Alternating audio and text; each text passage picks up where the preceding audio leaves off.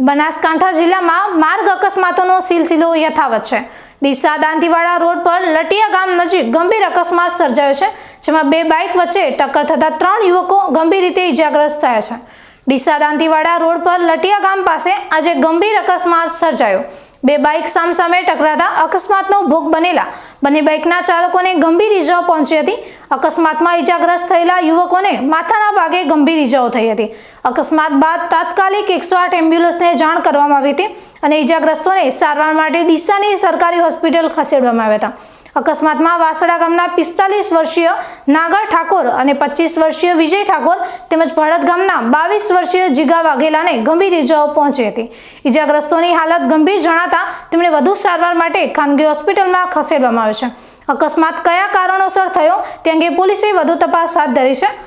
માર્ગ પર વાહન ચલાવતી વખતે સાવધાની રાખવી ખૂબ જ જરૂરી છે।